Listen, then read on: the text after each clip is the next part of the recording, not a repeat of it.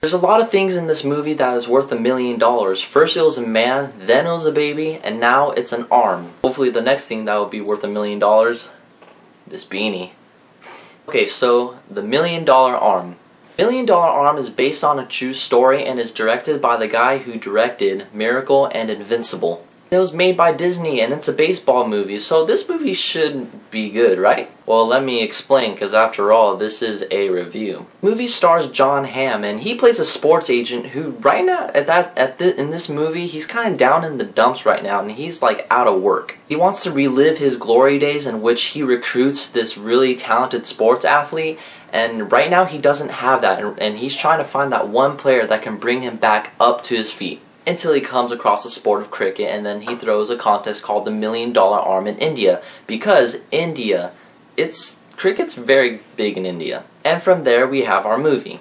Now I have a lot of problems with this movie because, alright, here we go. The first 30 to 45 minutes of the movie, I'm just like, I'm not sure where this movie is going. It just bored me to death. Jon Hamm's character was just like me sitting through this movie. He was just like this all the time, and then he just frustrated and just... That was me watching the first part of this movie. That is, until he throws the contest called the $1 Million Arm, he gets these two kids who kind of look like Slumdog Millionaire and an Indian version of Bruno Mars. But these characters I really liked in the movie. I know they're based on real people, but actually the struggles that they had to go through, I was actually really invested in that. I felt for them. They had to go through the struggle of switching from their regular culture to the American culture, and for that, it was difficult for them. They had to learn the game of baseball. They had no idea what baseball's all about. It actually made me feel for these real life characters, and good job, movie.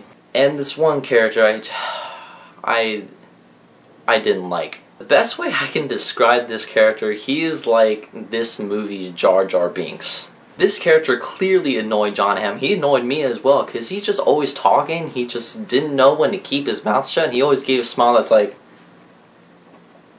okay. Oh, it's like, shut up, dude. Just get off screen, please. And then when the movie actually brings the kids to America, that's when it began to get a lot more sloppier. It would focus on Jon Hamm's character, his struggle with his business, and then it would show the kids going through their struggles, dealing with home and then not being home at the same time, you know what I mean? They're adjusting to different cultures, that's what I mean. I'd rather see them adjust to the culture rather than Jon Hamm's character try and, you know, build his business back up, because I thought that was kind of boring. Oh, and then there's Jon Hamm's love life as well. Actually, I have to admit, this chick in the movie, she was actually pretty cool. And I'm just saying, I'd hang out with her. And by the last part of this movie, there's something this movie did. It just turned the switch from a bad movie to an actually pretty good movie. The acting for sure got a hell of a lot better, and then the messages about the game of baseball, they started to be delivered, and I was like, I like that. And by the end of this movie, you like every single character, and you're just like, yeah, you're alright, Jar Jar Binks. Okay.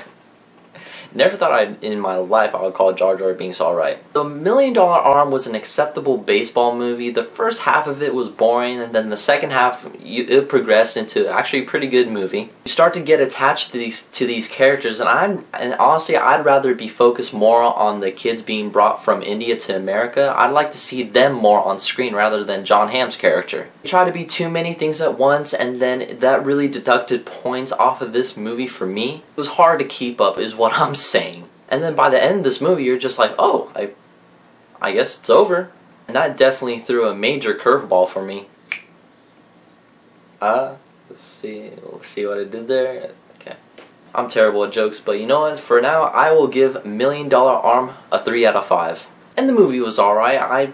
I wouldn't see it again in theaters. One of those things in the future, if it was on TV and there was nothing on, I'd watch it for a little bit. And then go on through my life and act like I didn't see the movie. I'd rather watch the last half though. In the meantime, I have to get going. Peace.